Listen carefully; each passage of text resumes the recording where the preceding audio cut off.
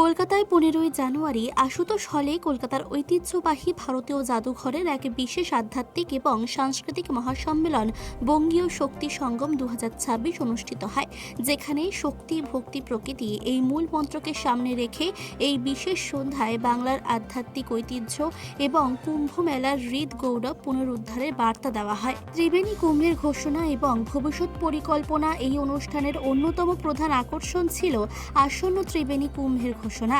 ত্রিবেণী সঙ্গমে বাংলার লুপ্তপ্রায় কুম্ভ ঐতিহ্যের পুনর্জাগরণের লক্ষ্যে আয়োজক কমিটি এবং বিশিষ্ট সাধুসন্তরা এই মঞ্চ থেকে 2026 সালের কুম্ভ মেলার পরিকল্পনা এবং তাৎপর্য সকলের সামনে তুলে ধরে।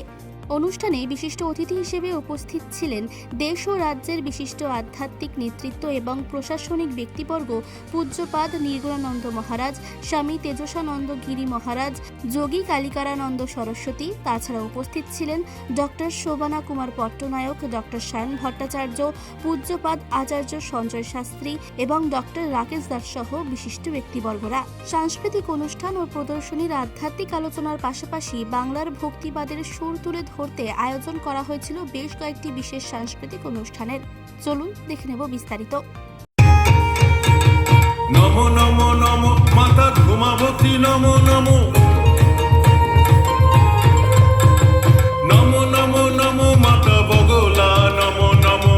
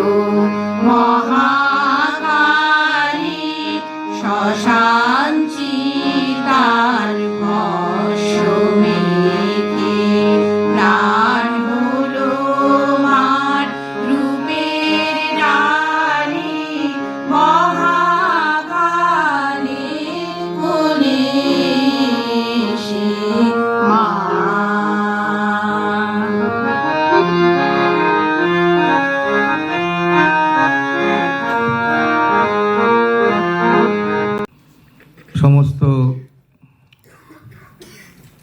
উপস্থিত ভদ্রমণ্ডলী, আমাদের পূজ্য সাধু সন্তবৃন্দ এবং মাননীয় পট্টনায়কজি, মাননীয় এস.কে. চৌধুরীজি, ডক্টর শতরূপাজি এবং অন্যান্য আজকের বিশিষ্ট ব্যক্তিবর্গ যারা আজকে উপস্থিত হয়েছেন, সকলকে সাধু সম্ভাষণ এবং যথাযোগ্য সম্মান প্রদর্শন করে আমাদের পশ্চিমবঙ্গের জাদুঘরের দায়িত্বপ্রাপ্ত ব্যক্তিরা খুবই তৎপর রয়েছেন।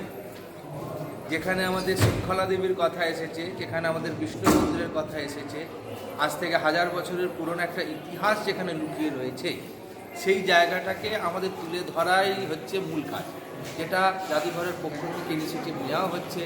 তারা করবার জন্য উদ্যোগও নিচ্ছেন। আমরা কেবলমাত্র আমাদের তাদের জনজাগরণের মধ্যে দিয়ে তাদের কাজকে সুগম করতে হবে, যাতে আমার শোণিত ধারায়, আমার রক্তধারায় প্রবাহিত সেই সমস্ত গৌরবোজ্জ্বল অধ্যায়গুলোকে আমরা গৌরবান্বিত হতে পারি এবং আগামী প্রজন্মের কাছেও বলতে পারি, তুমি ভারতবাসী, তোমার এটা গৌরব। ডক্টর কাঞ্চন ব্যানার্জি সুদূর ইউএসএ থেকে শুভেচ্ছা বার্তা পাঠাচ্ছেন, যিনি ছিলেন এই ত্রিবেণী সঙ্গমের কুম্ভ মেলার প্রথম উদ্যোক্তা। ভগবান কৃপা করে, মানে বলে না যে সাধকানা বিতার্থায় ব্রহ্মণ রূপকল্পনা, কারো না কাউকে মাধ্যম করেন মাননীয় কাঞ্চন বন্দ্যোপাধ্যায়। তাকে মাধ্যম করে বাংলার এই ঐতিহ্যকে তুলে ধরার যে একটা তার ভেতরে সংকল্প জেগেছে, যার বাস্তবায়ন হতে চলেছে বছরের পর বছর। আগামী দিনে আরও কী করে আমরা সেই জায়গায় পৌঁছতে পারি, সারা দেশের নেটওয়ার্কের সঙ্গে কীভাবে যুক্ত হতে পারি, সারা বিশ্বের নেটওয়ার্কের সঙ্গে করে যুক্ত হতে পারি, এই নিয়ে যে প্রয়াস চিন্তা চলছে, নিরন্তর চলছে, তাতে কাঞ্চনবাবুকে সাধুবাদ দিতেই হবে। এবং এরকম অনেক, যেমন আমাদের বিতর্কিত আদিনা মসজিদ, এরকম ধরনের বাংলার অনেক মঠ মন্দির মসজিদ রয়ে গেছে, যেগুলো আমাদের ইতিহাসের একটা গুরুত্বপূর্ণ অধ্যায়। সেগুলোকে একটা সূত্র ধরে জাগরণের প্রয়াস চলছে, অনেক ভাবেই তিনি প্রয়াস করছেন, আমরাও তার সঙ্গে আছি। এই নিয়ে পঞ্চম বছর ফিফথ ইয়ার চলছে। আচ্ছা, দেখুন, আপনারা তো এতক্ষণ ধরে শুনলেন যে ঐতিহাসিকভাবে আমরা যেটাকে পূর্ব ভাবি সেটা সেটা ন্যাচারালি কী হলো, সেটা প্রয়াগেই আমরা জানি।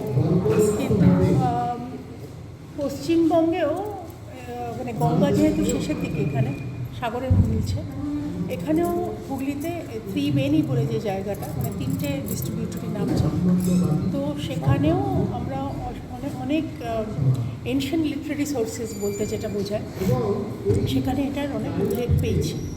তো ডক্টর কাঞ্চন ব্যানার্জি বলে একজন ঐতিহাসিক, মানে উনি রিসার্চার অ্যাকচুয়ালি, উনি এটা শুরু করেন 5 বছর আগে, এবং ওটার এতটাই মানে স্পিরিচুয়াল সিগনিফিকেন্স আমরা পেয়েছি, যেখানে এটাই বলবো যে আসুন দিনগুলোতে শুধু যে ওখানে মানে গঙ্গা স্নান হবে তা নয়, প্রতিদিন ওখানে সাংস্কৃতিক প্রোগ্রাম হবে, বিভিন্ন মানে সাংস্কৃতিক অনুষ্ঠান শুধু সন্ধ্যেবেলা সকালবেলা হবে। আপনারা আসুন, নিজেদের আমার মনে হয় প্রতিটা হিন্দুর এটা কর্তব্য, মানে শুধু ত্রিবেণী যাওয়া নয়, নিজের প্রজন্মের জন্য নিজেদের জাগরণ করা। আমাদের পশ্চিমবঙ্গের একটা ইতিহাস ক্রমাগত এই মুর্শিদ কুলি খান থেকে আরম্ভ করে মানে ব্যাটেল অফ প্লাসি ব্রিটিশরা এলো, কিন্তু তার আগে আমরা যখন 1600 মহাজনপদ মানে 16 মহাজনপদ এনশিয়েন্ট ইন্ডিয়ান হিস্ট্রিতে পড়ি, তখনও কিন্তু বঙ্গ বলে সেখানে একটা রাজ্য ছিল। তো সেই 6th সেঞ্চুরিতে বা 3rd সেঞ্চুরি থেকে আজকে 21শ শতাব্দীতে মাঝখানে কি হয়ে গেল হিন্দুদের, কোথায় আমরা ইতিহাসে? তো সেই জাগরণটা নিজেদের মধ্যে আনলে আমার মনে হয় নেক্সট প্রজন্মকেও আমরা বার্তা দিতে পারবো, বলতে পারবো, গল্পগুলো অন্তত বলতে পারবো। আজ আপনারা অনেক ধরনের গল্প শুনলেন, হিরণ্যকশিপুর গল্প শুনলেন, কংসের গল্প শুনলেন, কতবার হিন্দুরা অত্যাচারিত হওয়া সত্ত্বেও হিন্দুদের জাগরণ সবসময় হয়েছে, আবারও হচ্ছে, এবং সেটারই আরেকটা পদক্ষেপ ত্রিবেণী। থেকে কাঞ্চন ব্যানার্জির নেতৃত্বে এবং ত্রিবেণী কুম্ভ পরিচালনার সমিতির উদ্যোগে এই যে পুনরুদ্ধার, কুম্ভের পুনরুদ্ধার, সেটা হয়েছে, যেটা কিনা 700 বছর পুরনো একটি ট্র্যাডিশন। এবং পরবর্তী ক্ষেত্রে আমরা দেখলাম আমাদের honourable prime minister of India Shri Narendra Modiji, উনিও কিন্তু ওনার 98তম মন কি বাতে এই কুম্ভ নিয়ে বললেন। তারপর প্রত্যেক বছর এই কুম্ভের জন্য আমরা কিছু সেমিনার ইন্ডিয়ান মিউজিয়ামে করছি, এবারও করছি, যাতে জনসাধারণ আরও বেশি সজাগ হতে পারে নিজের দেশের কালচার সম্বন্ধে। এটাই ইন্ডিয়ান মিউজিয়ামের প্রোগ্রাম করেছি। আমাদের এখানে যে সকল রেপ্লিকাস রয়েছে আমাদের অবজেক্টে, সেগুলো নিয়ে আমরা গত বছর একটা এক্সিবিশন করেছিলাম। অনেক স্কুল তো এতদূর আসতে পারে, আমরাই বাইরে গেছিলাম যাতে ওখানকার স্কুলের বাচ্চারা এসে সম্বন্ধে জানতে পারে, ইন্ডিয়ান মিউজিয়ামের কালেকশন সম্বন্ধে জানতে পারে, এবং আবারও যেটা বলছি যে দেশের ঐতিহ্য সম্বন্ধে জানতে পারে। দেশের ঐতিহ্যকে পৃথিবীর বুকে তুলে দেওয়ার জন্যই আজকে এই অনুষ্ঠান। আরেকটা প্রশ্ন, যে সাধারণ জনগণের প্রতি আপনার কি বক্তব্য, কি বার্তা থাকবে? এক ভারত শ্রেষ্ঠ ভারত, বন্দে মাতরম। কলকাতা ভারতীয় জাদুঘর থেকে মানসী বসুর রিপোর্ট, চেতনা বার্তা, জেগে থাকে, জাগিয়ে রাখে।